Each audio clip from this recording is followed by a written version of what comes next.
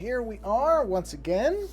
Going to do a second shorter stream. This is not going to be an hour plus, I don't think, today. But I want to do another stream because I'm pretty sure that I'm not going to have time to do any streaming next week. I just cannot imagine I will. Got things happening.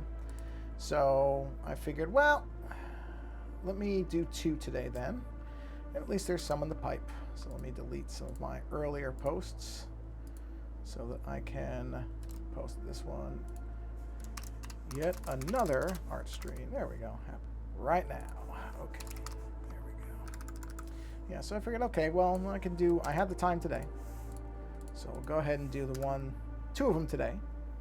That way I've got a couple out there. And, oh, sorry I'm yawning. There's a traditional. I don't think I yawned in the last one. I'm pretty sure I didn't. I think I was actually, yeah, I don't think I yawned last time. I'm not even going to bother saying I'm going to try that guest star thing, because that really irritates me, the way that thing is set up. I am not a big fan of the way that's, yeah, whatever. So, anyway. So, yeah, I figure we'll do another one. We'll keep working on the same image I was doing earlier, so that's not overly difficult. Let me... Hold on a minute. Bear with me. I'm trying to find... Here it is. Just copying and pasting my Discord message because it's just easier. I have figured out, by the way, that what I thought was a... Where was I going with that thought? Oh, what I thought was a Pixel 7 Pro bug is not actually a Pixel 7 Pro bug. It's just a weird... I mean, I'd call it a quirk, not a bug. Because it's just the way that it treats Discord, which is a little bit... Whoa, jeez, what is all this? So, whoa. London after midnight. I'm sorry. Oh, jeez. I didn't realize there were a bunch of... Hold on. Sorry, I didn't realize this is the problem. I don't keep... Oh, good grief, I think I said. That's fine. Okay. There we go. There were a bunch of mentions for me on the show Twitter as opposed to my personal Twitter. Shows you how on top of things I am there. Anyway, we're going to go ahead and do the... I'm not going to bother with the guest star thing because it doesn't seem to work right. Why it jumps out... Sorry, I'm yelling again. Why it would jump out to an extra... In fact, you know what I'm going to do? You know what I am going to do? I'm going to leave the quick action in... You know, I'll check back on this Bach. I will check back on this thing as they develop it. What I am going to do is uninstall Chrome. I don't like Chrome. I don't like even having it on my computer. So I'm uninstalling it, and then if there's a point where they figure whatever's going on with this guest star thing out... I mean, they really should be able to make it work in Firefox or Safari. So, you know what? Once they get it working on one of those, then I'll try it. I mean, the way they made this sound was so simple. And, in fact, it's not simple at all. So, you know, I don't know why they would... I don't know what happened. But, like I said, clearly something changed because they revoked their Twitch Studio Beta thing.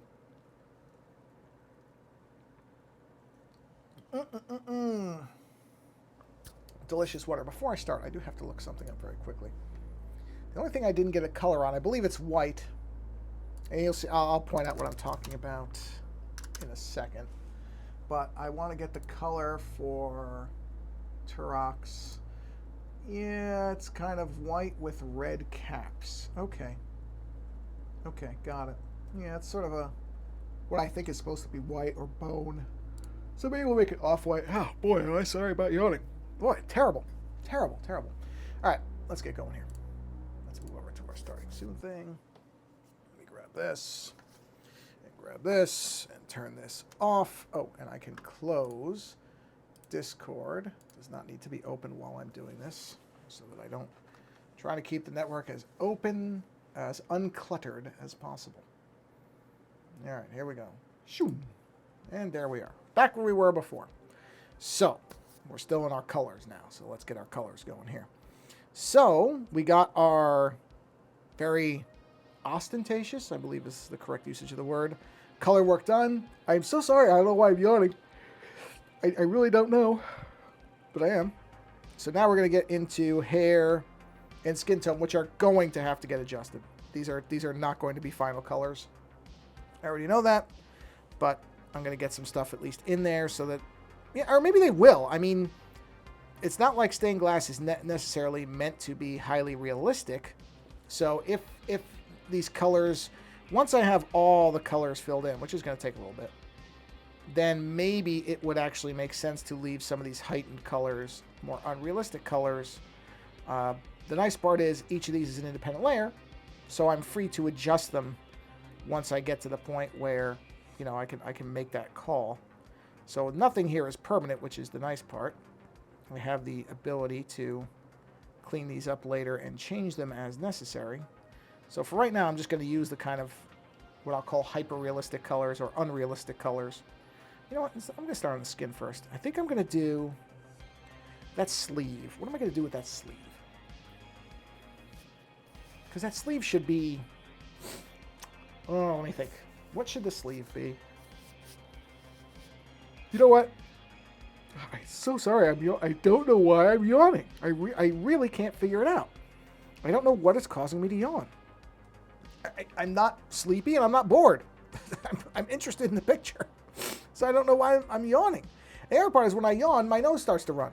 Especially when I do it multiple times. So I'm really just kind of creating a problem for myself here. And I really don't understand why. I'm going to just do a dark gray, at least as a placeholder for now. Because I know sections of the glass are going to be a dark gray, so they're almost going to be a translucent, which I'm going to make a grayish. Because translucent on white is nothing, so you can't really do that. So I'm going to make it a gray. But for now, I'm going to have this be a gray. Because I really don't think it should be one of the colors. I think it needs to be something else. But I don't want to make it black, because... Is there black stained glass? I guess there must be, but not in my stained glass there isn't, so we're going to stick with this. Okay, let's do the skin colors. Let's see. Here we go. Let's start blocking in some skin here. Let's start getting the skin color. I mean, these are obviously probably not going to be the final colors because they're way, way, way too... I mean, I don't know. That's what I keep going back and forth because I think I'm letting my typical kind of quasi-realistic inclinations override the fact that stained glass is meant to be over the top and colorful and not necessarily a realistic thing. So these colors may end up being the final colors. We will see. We'll see if they work. They may have to be adjusted just because they might not look really good together. You know, so we'll see. Like I said, the nice part about all this, and I can see I'm going over my lines. That's okay. I'm just gonna cut them down in a minute. Is, oh, in fact, that one works out. Is that all these layers are independent, which means I'll be able to tweak them, you know, as much as I need to. And I'm not going to have to worry about all these are different, so tweaking one will not affect any of the others. Although, it may be interesting to see what the effect is of tweaking one on the others, because colors can inform each other. That goes over, right? Yeah, it does. Be careful on those lines. So something changing, while it may not look like a big deal when you're changing it, can actually be a big deal. Right now, he's sort of looking like he's wearing bandages. That's okay. These things will all get fixed in time. They will. One way or another. So let's just go ahead and do this. I think I had my don't let the colors intersect rule going here too. Which is a loose rule. It's not a real rule. It's kind of a, you know, a goal as opposed to a rule. An ideal as opposed to a outright requirement. So, if it, but because I know a couple of them intersect, so it's fine. All right. Yeah. So happy Friday. Should have said that in the last one, but whatever. It's still Friday. So, or well, unless you're, I guess in Japan maybe, then it's probably already Saturday. And actually, what time is it? So no, I think even in the UK, I believe it's 8 hours ahead. So even in the UK, it would still be Friday. So happy what's left of Friday for everybody. Yeah. So we're just gonna see how these. I mean, I like the robe colors. I don't know how much. I'm gonna have to change them maybe a little bit, but maybe not. And I probably won't do a drastic. God, they look very different on the iPad than they do on the screen. They look even brighter on the screen. I don't know whether that means... I mean, this monitor is supposed to be a fairly well-calibrated monitor, but I didn't do the calibration myself, so I'm going to go with the iPad is probably the more accurate one. But either way, I really don't care. I think they look good on either one. But maybe I won't tweak them, because I kind of like those colors working together. I did not think I would. That's where my complete lack of real ability with color comes from. I did not think these colors were going to necessarily look good, but I kind of now like them. So we'll see where they end up. Don't know yet, but we'll cross that bridge, as the saying goes, when we come to it. Right now, this is all still, I mean, this isn't for anything, so really it doesn't matter what I do with it. It is my image to destroy or improve. So this is mostly kind of a gag image. Out of just one of the many random ping pong thoughts that go through my head on a daily basis. Where I thought something, I thought of an image in my head, and I went, oh, well, let's see if I can do that. Because I think it would be funny. Not funny making fun, but actually amusing in terms of the person and what the image would present about them. And for those who may have missed it, this is an image of Alex Battaglia, who is one of... Whoa, what did I do there? Look at that! I was not obviously was not paying attention there. But we're gonna fix that right now. Let's see. That's medium lines, medium strings, eyes, small. Oh, fabric fold. Oh, okay, that's part of the fabric fold section. That's fine. Let's switch over to our magic pen, and we will do that. Done. Fixed. Okay. So Alex does a lot of deep level technical analysis, and one thing that he does not like to see in games is stutter. And that's where the idea of the image came from. Thou shalt not stutter. And a title may end up changing because I don't want anybody to infer that as stutter as in speech impediment. Obviously, I'm not trying to make fun of people who have a stutter. That's the problem when you do an inside baseball joke, though, is you have to try to consider whether people might take what you say the wrong word. So I probably will change this. I think I did on somewhere. I put thou'st games shalt not stutter or something like that. Or thy games, I guess, not thou. I think it would be thy. Thy games. Or thy frame rate. Ooh, that might even be better. Thy frame rate shall not stutter. Is that the same color? It looks like it might be a different color. Let me check. No, it's the same color. Why would I put the same... Oh, well... Yeah, why would I put the same color there? I don't know. Well, guess what? Executive decision. That's the nice part about being the person who does the image. You can change whatever you want, wherever you want. Bang. Guess what? No more intersecting colors now. Problem solved. Problemo solvdo. Okay. That. Got the sharp areas all done. Yep, I've got to do that. So yeah, I think it'll ultimately become thy games shall not stutter. That way it just avoid. I mean, I don't have any problem doing that because I don't want anybody to take it like it's some. And it might not make sense without that either to people who don't know who this is or don't know what Digital Foundry is. It'll be an image where they're going to be sitting here going, I don't get it. So not that they're necessarily going to pick it right up from me saying that, but it would be more of a clue on what the image is than just thou shalt not stutter. Because again, their Digital Foundry is not exactly within the games industry. People know that the group, but I don't know that anybody outside of it really would. Not in an instant name recognition way. Let's put it like that. But you can go and look on YouTube, and you will find. If you look up Digital Foundry, you will see their tech analysis videos, which are generally quite stellar. I can't remember exactly. I came across, because I do watch a lot of kind of historical and, like background of video games videos. I like to always know the history of how games were developed and where they came from, and so that led YouTube to, in a rare case where YouTube surfaced something useful that don't happen often, that led to me finding one of John Linneman's videos. John Linneman's one of the contributors there, one of the main people there. And I found his video. It was a retrospective. I want to say it was on Donkey Kong Country, if I remember correctly.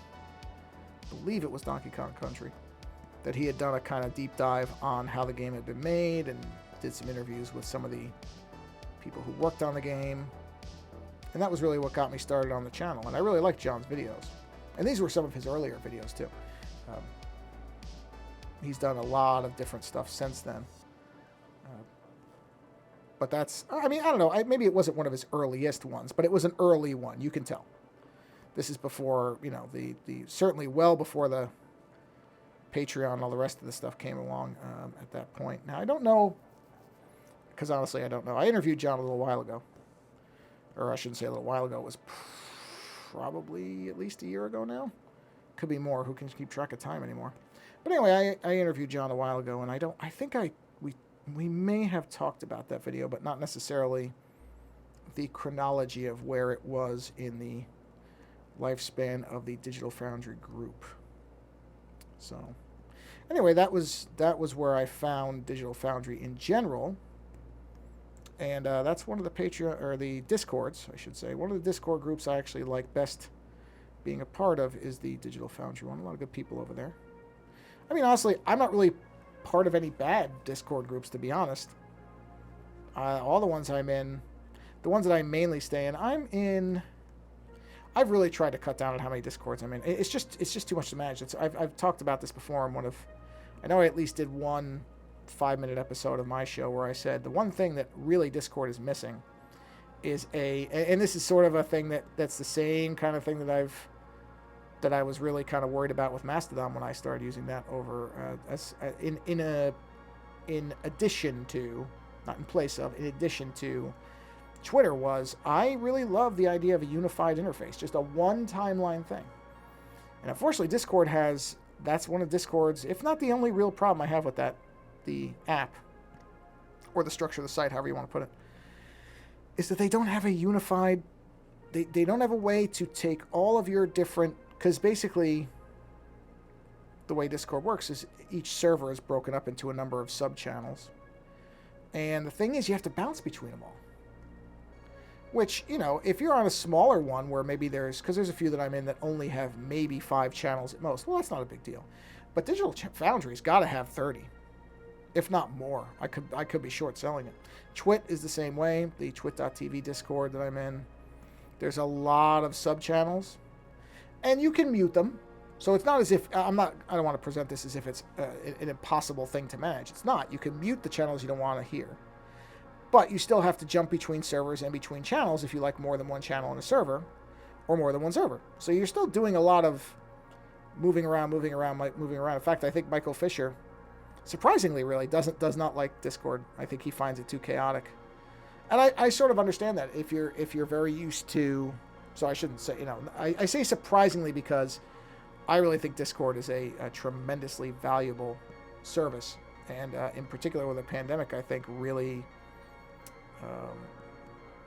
bore that out, because it really did surge like so many things during the pandemic, but it has been able to sustain, I think, a lot of the usage, unlike many other things post-pandemic. I mean, you just look at the layoffs, and many of these layoffs that we're seeing in the tech sector right now are the result of some frankly baffling assumptions by these people who run these companies that the things that were happening during the pandemic would just be permanent. And I don't know where that comes from, because of course some things will be permanent. I do think that there are things that were fundamentally changed by the pandemic. I think remote work, the importance of being able to collaborate from any place, those type of things will permeate. I also think it for a lot of people was revealing in terms of our response, as at least in the United States. I can't speak for other countries, but certainly in this country it was eye-opening, I think, for a lot of people, as far as, you know, how much people value each other or don't. That's one of the things that I feel like I'm like, okay. I have seen how how people will react in a crisis, particularly when that reaction happens to involve putting other people first. I can't say what I saw and have seen since was particularly surprising to me. I think it was an unfortunate confirmation of some of my... Oh, the screen disappeared. Let me get that back. It unfortunately did confirm some of my kind of worst suspicions about most people, but just still sucks.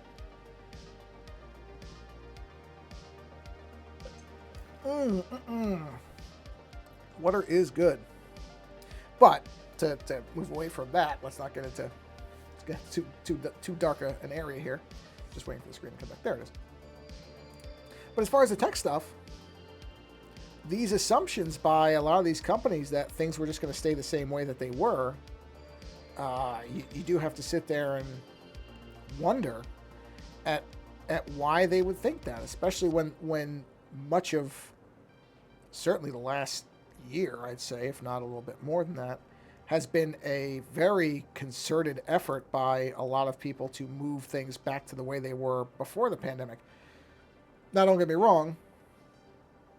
I think the idea that we can go back, quote unquote, to what pre-pandemic life was is, well, it's very optimistic. I'll put it like that. I certainly don't believe that's really possible. It shouldn't be. I think that's, when you have an experience like we all had with the pandemic, the goal should be to learn from that experience and to figure out what worked and what didn't, and try not to replicate mistakes that happened before. But strangely, or maybe not strangely, depending on what your worldview is, people just want to run back to doing exactly the stuff they did before. And I get the impulse. I do. I understand where it comes from. It was a pretty terrible experience for many people. So forwards or backwards, people. Well, that's yes. No, I agree, Craig. I'm completely with you. I that's what I mean about it's. There's this idea that you can just kind of, as the pandemic's urgency recedes. Someone showed up to Space Camels. First one, wow. Man. It's still around. I know, I get the impulse. I know. That people don't want to, don't want to have to worry about it anymore. It is a, don't get me wrong, it's my first thing anytime I even have a stuffed nose for 5 minutes is, oh man, do I have COVID? And then if I do, okay, who have I been around? And, who do I have to let know? Because I'm going to try to be responsible if I actually get it. I'm not going to not tell people. So, but there's just people who just don't want to even acknowledge it. Okay. Okay. I don't know. What are you going to do? I don't think that's a particularly good thing. I think that's... Myself, I would find that to be irresponsible to just pretend. Which isn't to mean that you're going to walk around in a bubble. But still, I don't know, like I said, going back to life, getting back to normal, as I've heard people say, okay, there is no getting back to normal because there is no getting back. There's too much stuff that we've seen and really had to reckon with because of the pandemic. That, I don't know. How did I get on this? I don't remember how I got on this. I'm not trying to make this a gloomy stream. I'm really not. But, God, I don't even know how I got onto this idea. But, because of the layoff stuff. The layoff stuff. How did I get to the layoff stuff? Tech layoffs. I got to that somehow. Oh, Discord. Because I said Discord has actually been one of the... That I feel like has actually weathered the post-pandemic landscape very well. I think it still has a real use and a real benefit. I mean, that's one of the things that I feel like of all the stuff that we had to adapt to using very quickly during the pandemic, that's probably the one that seems to have for me anyway, personally, the most staying power. I really still value Discord quite a bit. And I still talk to people on there all the time. I find it to be a, whether you want to call it a social network or not, because I know there's some back and forth on whether people consider Discord a social network. I think it has to be, but whatever. That is, regardless of what it is, it's a place that I still go to every day and generally check in with people and talk to people and, bounce interesting ideas off and have interesting ideas bounced off. Yeah, well, that's exactly what I mean. That's of the ones that I'm on, which I think, hold on, I can check here. I'm just curious. How many do I actually belong to? It's not that many. And a couple of them are more technical, or just in case I have a problem with something. Because I'm in 1, 2, 3, 4, 5, 6, 7, 8, 9, 10, 11, 12, 13. I have 13 total. Of that 13, 1, 2 of them. Yeah, okay, got it. 2 of them are ones that I really only visit for technical assistance of some kind. I would say 5 of the other ones are casual check-ins, like maybe once a week I'll see what's going on there. And then the other 5 are the ones I'm actually active in. But I think it's great. I really like Discord. And compared to a lot of other places, one of the most low maintenance in terms of there aren't a lot of scummy people. There's not a lot of political turmoil or, people getting in arguments over petty, stupid things. Some of the stuff you find on other places, Discord is largely free from. I'm not going to say I never see people disagreeing about anything. That would be incorrect. But it's usually very quick and resolves far more amicably than almost any other type of disagreement interactions I see in the modern world. Let's put it like that. So, I'm going to drop the white layer underneath the colors. Hold on, let me move it down here. Oh, whoops. Move this down. I think it'll be more useful if I could just do more underpainting and make it simpler. Because I'm going to have to put a lot of white in this thing. So I figure out what I'm going to do there, but that's okay. So yeah, I like Discord a lot. But yeah, I mean, you look at all these other layoffs, or many of them, I shouldn't say all of them, and, one thing that keeps coming up is, well, we didn't anticipate that things would come back down after the pandemic. Well, what did you think was going to happen? This was an event that was extraordinary for many reasons. So what kind of forecasting thinks that an extraordinary event gets maintained like that? It's like assuming that if there's a giant volcano opens up underneath a major city and that the stuff that happens during that event is just going to keep going. Of course it's not going to do that. So, So I think the pandemic is now being used as kind of a quick cover for perhaps deeper problems at certain companies or bad bets, like maybe on a virtual universe that nobody ever had any interest in to begin with, and really doesn't make sense if there aren't legs on your avatars. Oh, no, it must have been the pandemic. That's what happened to Facebook or Meta or whatever. I don't know, is Meta, the metaverse is Meta, not Facebook. I think it must be because of the name. Otherwise it would be called Facebook's Metaverse. Who cares, really, either way.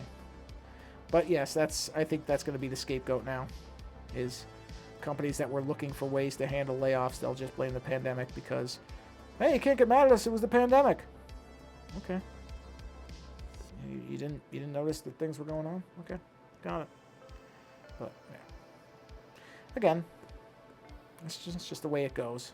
Certainly not a new concept that layoffs are blamed on something that isn't actually the culprit for the layoff. We've seen that before. Or gross ineptitude by the new owner, but we won't get into that on this particular stream because again, I don't want this to be the misery stream. Not my goal. But yeah, I moved over to Mastodon as a backup system for Twitter. Still like Twitter. Still, hold on a minute, I screwed that up. I'm okay to there. Still hoping that somehow Twitter can survive what's going on right now. I don't know.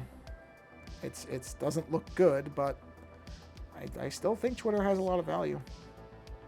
I mean, unfortunately, Twitter doesn't have much value financially, but I think it has a lot of value as a technology platform. So technologically, I think it has value. Unfortunately, the problem is trying to get the value into the financial side of the company, because it is a beautifully simple service, and nobody else has been able to replicate it. Mastodon, yeah, it's not pretty.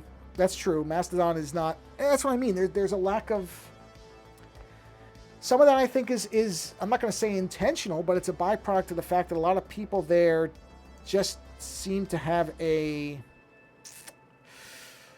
How do I phrase this the proper way? Because I don't want it to come off insulting, but people there have a very, I don't know how else to put this, a very inbred view of the service, where I really think there is an undercurrent of, I don't want anybody else using this, that I feel. I did a whole 5 about this, because as soon as, and I've seen other people point this out, because I actually went back and forth on that 5, and I thought, is this just me? Is it just me reacting to this? But no, I've seen a number of people saying the same thing that have been trying it out, is that there is this very insular, and I'm going to use a word that a lot of people bristle at, but it is actually a pretty good word for this. There is a level of gatekeeping happening at Mastodon where I go, okay, a service is only going to be able to survive if it expands. Expansion is going to involve different people with different ideas coming in.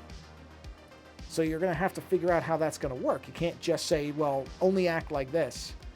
These are the rules and you need to follow them. Well, okay. Good luck. I don't know if that's going to work out for you, but sure. In any event, like I said, I've gotten used to it. It's not Twitter.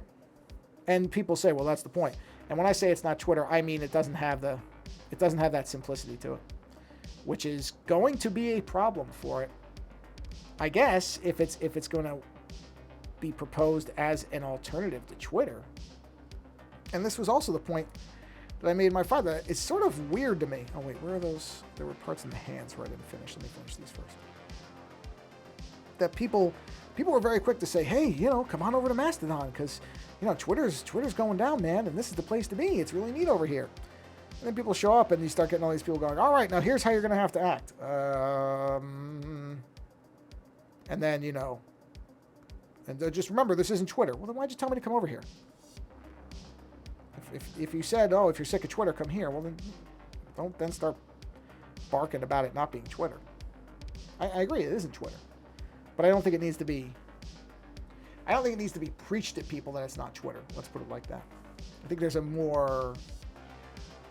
better way to handle it. Put it like that. But I mean, I got it running. I've got it kind of where I want it for now. I'm gonna try to sort of get myself into the habit of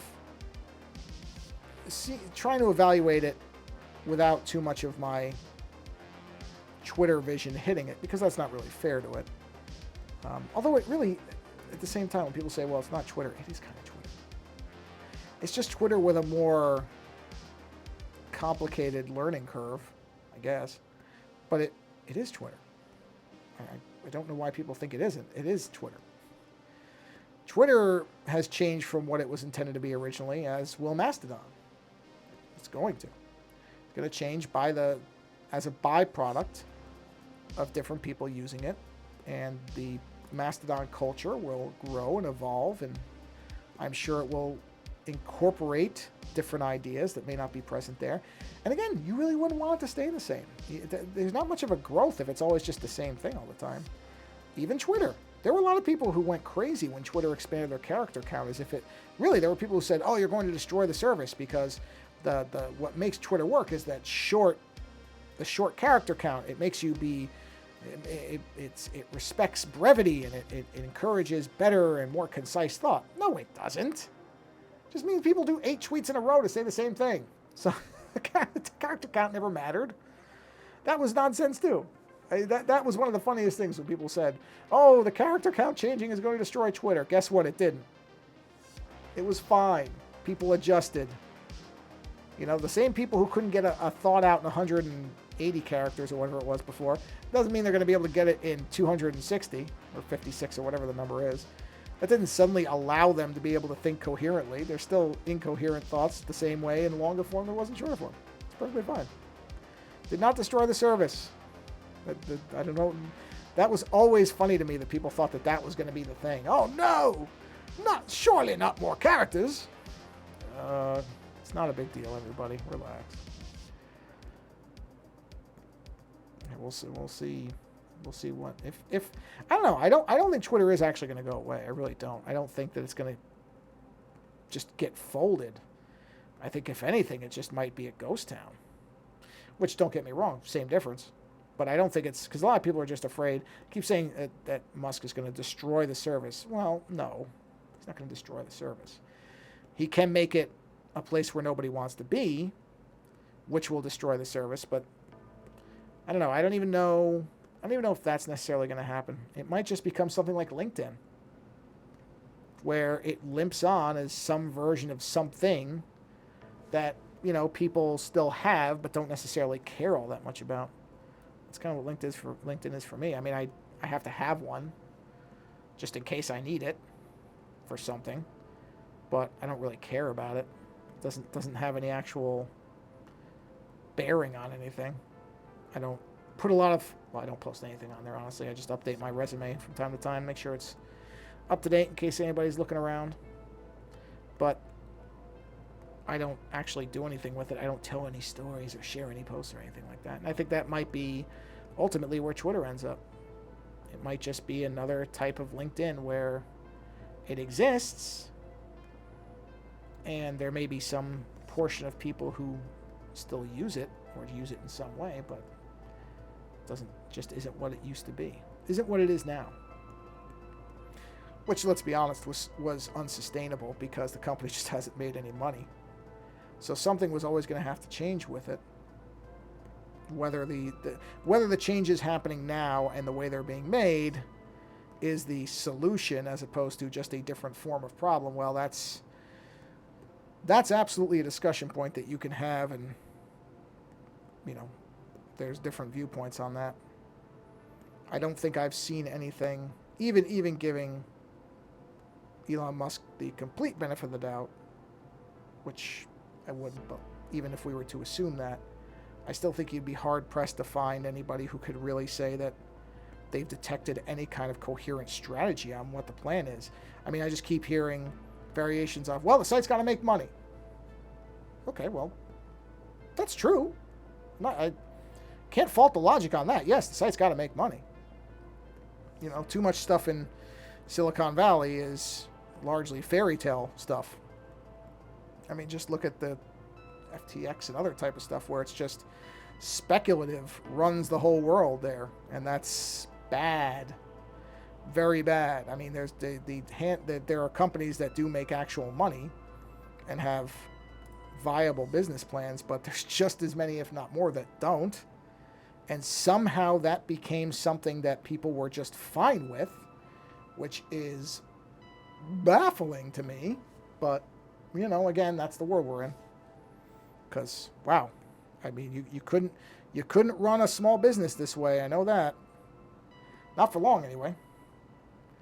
So, but as with so many things, people were razzle-dazzled by early successes with these different things, and they were very quick to overlook really serious problems that any normal person running a normal company could never have done. But back to my original point, yeah, I don't know what Twitter will look like, but I really don't think it'll be gone. I think it might just be a drastically minimal type of place where you don't really see much. Certainly not the, and I don't even know if this is a negative, but certainly not the cultural kind of water cooler or whatever phrase you want to use, that the public town square, which I really have never considered it to be that. I still think that is a mischaracterization of what Twitter is. It's a public megaphone. It's not a public square. At least it's never struck me as that type of thing. It's just a place where people can say things and other people can read them. But town square is not to say that you didn't find great discussions between people where they were debating great ideas and, promoting some really fascinating conversations. Those things did happen, but it's not as if that's me. In other words, it wasn't like social media version of a TED Talk where all you saw was great thinkers, and we will all sit around and watch them in their public square as they debated great ideas and promoted and made us think about things. I mean, you would just as easily see people posting stupid stuff and dumb jokes as you would people that posted legitimately thoughtful and thought-provoking ideas. So it's less of a town square and more of a, I don't know, a hall or a mall even, you know. But again, I say this as somebody who likes it. That's not me saying, yeah, see, this thing sucks and I don't know why people like it. No, I like Twitter. I've talked about liking Twitter for, you know, even way before this when people were like, Twitter's the worst. And I'm like, no, it's not. It's not the worst. People are the worst. Twitter is just an extension of the users who use it. So, you know, the call's coming from inside the house, right? It's a Scream reference, which now at this point is like a classic movie reference. So yeah, I don't know. I still think it's going to take a while for whatever really is going to happen to Twitter to happen. But I will not be shocked if Twitter is a radically different thing a year from now. May not even take that long, but I don't think it's going to be really quick. I think it is going to take some time to see what's going to happen. Because there are financial and regulatory realities that you can't just pretend don't exist. You can, but it will eventually catch you. So we'll see. Which is an extraordinarily long way of saying, yeah, Mastodon's all right. Not great, but it's all right. It is probably the thing that I've used that feels the closest to what Twitter currently is. And that if Twitter were to somehow be completely inaccessible or just not usable, that's probably where I would end up for a while. Until something else better comes along, which could happen with all the people from Twitter who have been let go. Perhaps they will build something new. I don't know. I'm looking at this thing. I'm trying to see what I want to do here.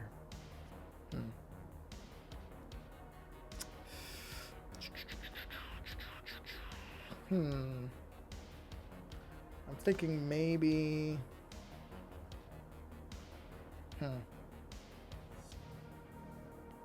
Let me try something.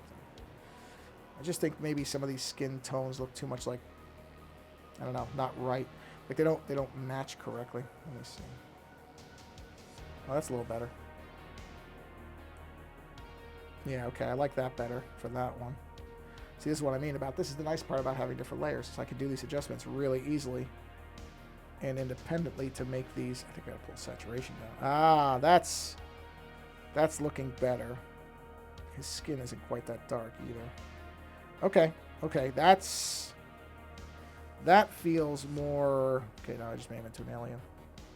This feels a little bit more of what I would think would be a at least semi-accurate skin color. Okay. All right, let's see. So we'll pull the saturation down on that. We'll roll leave the brightness, actually. Leave the brightness where it was. Saturation. Actually, you know what? I think that's good right there. That's way better than it was, I think. Still might need a little tweaking. Some of his skin tones still seem a little dark to me. I'll just punch that up a little bit. Something like that. Pull saturation or maybe emphasize it.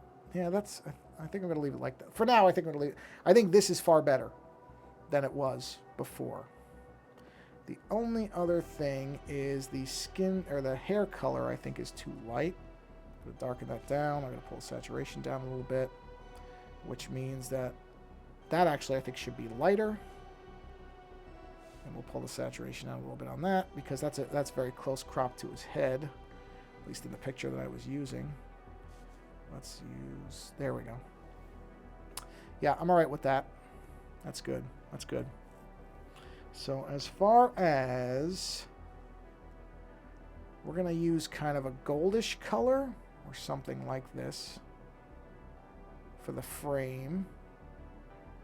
Let's punch that a little more into the yellow spectrum here. Yeah, we'll use that for the frame. So this is going to be the frame color.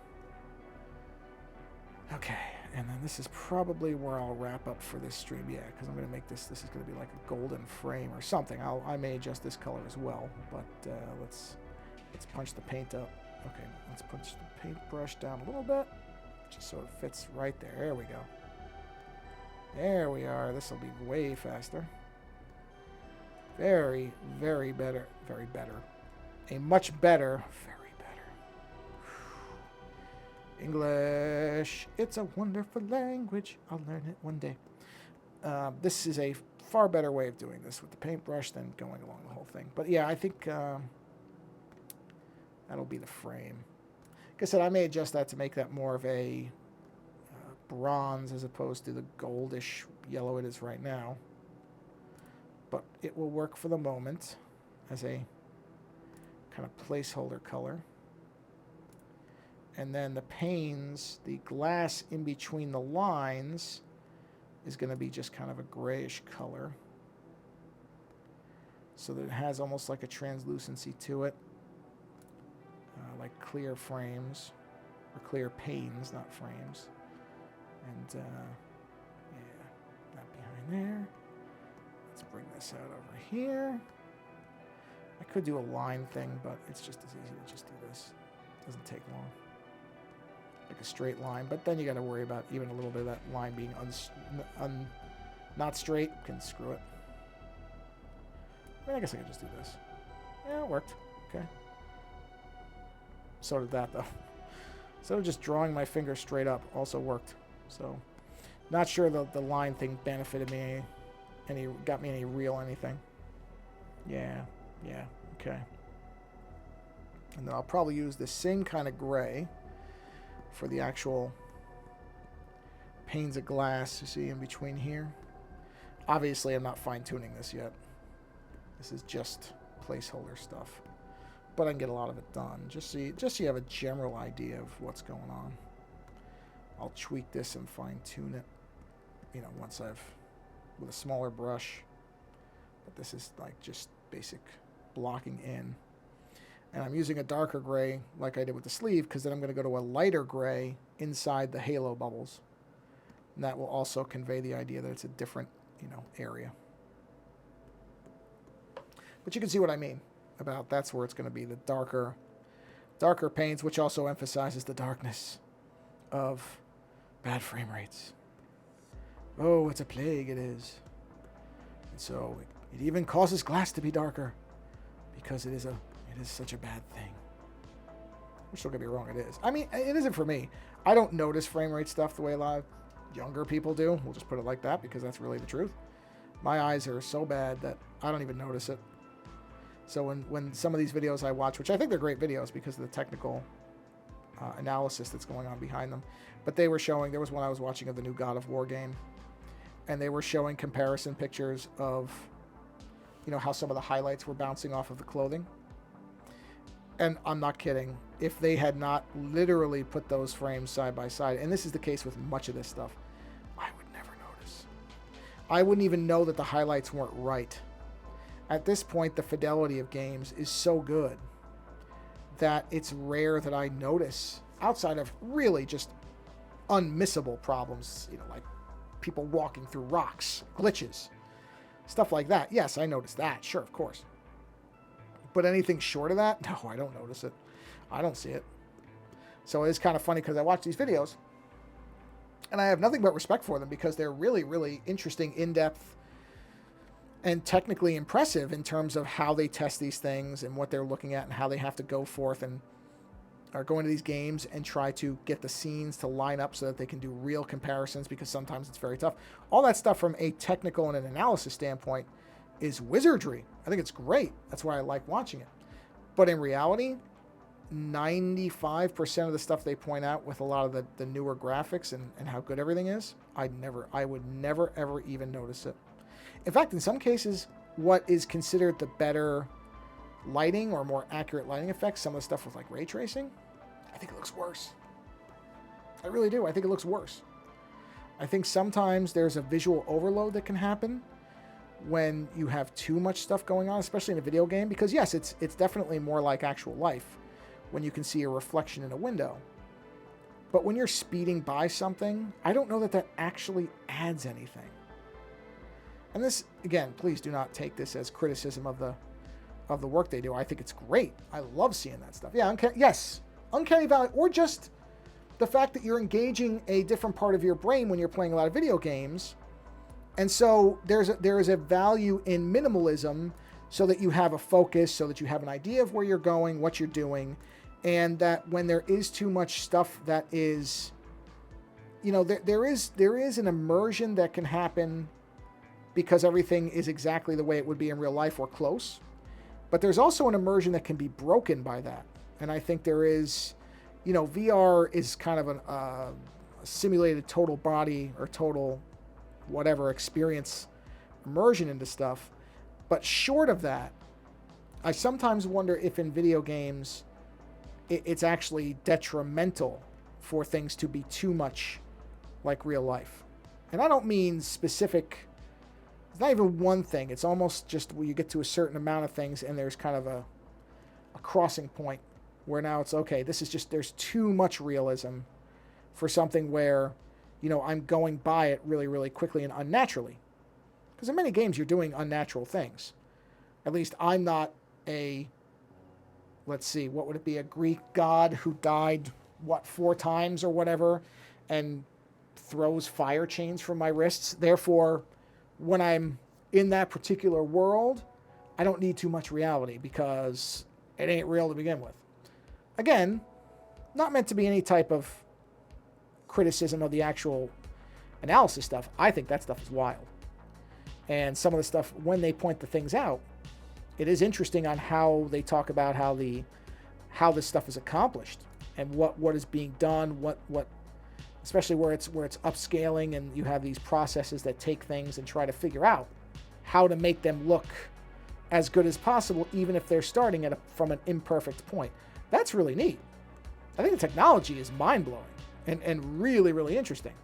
I'm just not sure that the end result is always necessarily, even though from a technical perspective, it is quote-unquote better or more accurate. I don't know from the player's perspective if that's actually a benefit to the play experience for the player.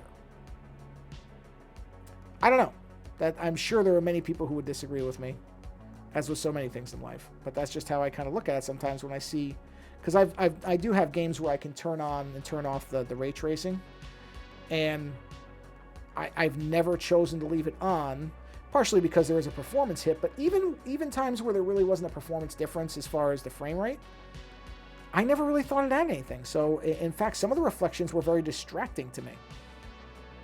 But, Lando disagrees.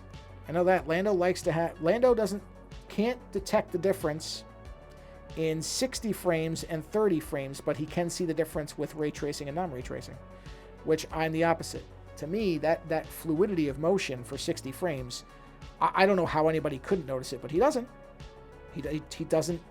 I literally had him turn it on and off, and he really could. He said, okay, I don't know, what's the difference? And I'm sitting here going, what's the difference? What are you talking about? What's the difference? But, different people, different perceptions. That's the world in a nutshell. So he's not right, and I'm not wrong. It's just the way he sees things and the way I see things are very different. Actually, in a lot of ways. But that one, I just was really stunned because I just assumed. I went, oh, of course he'll see the frame rate thing and he'll notice. Because there was something we were driving, I think it was a driving part, and I said, don't you notice how much smoother it is to drive the car? No, not really.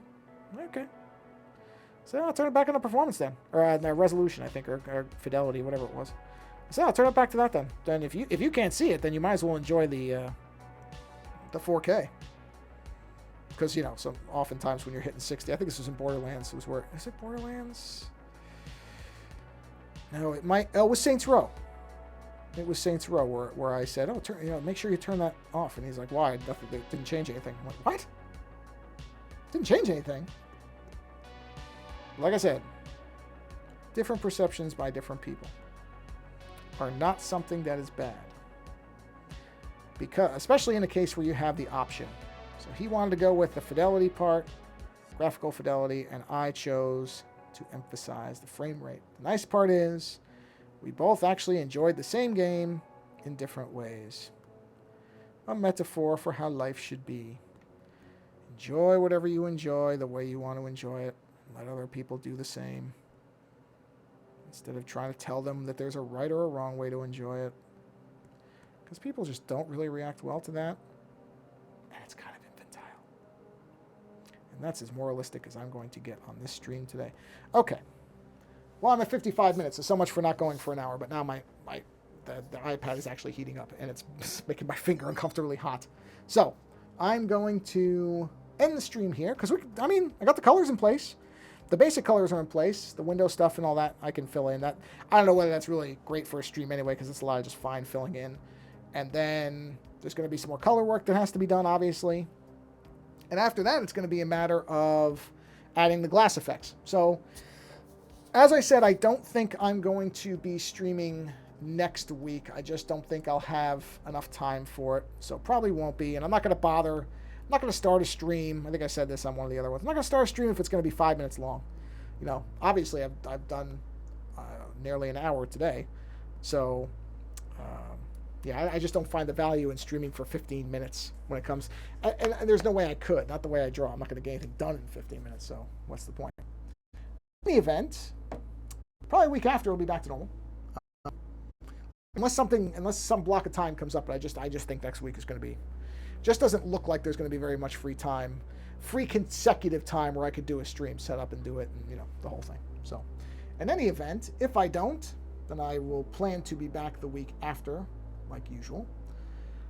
Outside of that, as it is still technically Friday, even if you are in Japan, it is still technically Friday, I believe. Or no, I'm sorry, even if you're in the UK, it is, not in Japan. Yeah, Turkey Week. Yeah, so Turkey Week, I'm sure I'll have some free time in there, assuming I'm not zoned out from whatever the enzyme is that doesn't actually make you fall asleep, but people still believe does. Tryptomethylethylamine, whatever it's called. Tryptazine, I don't remember. Assuming that I'm not zonked out somehow, then I'll plan to do a stream at least 1 or 2 in that week. Otherwise, enjoy your weekend. Go out there and create something. Enjoy the creativity of somebody else if you can't create anything. Thanks for stopping by, and thanks, Craig, for stopping in. Anybody else who watches this later, thank you for viewing. Thank you for viewing. Don't bother smashing the like or subscribe button because it doesn't matter to me. I just want you to enjoy watching something. You don't have to do any of that crap. And I don't care about the bell. I still really don't even get the point of the bell. I mean, I guess I know what it does, but I don't really care. In any event, thanks for stopping by. Have a wonderful weekend or whatever it is when you watch this, and take care.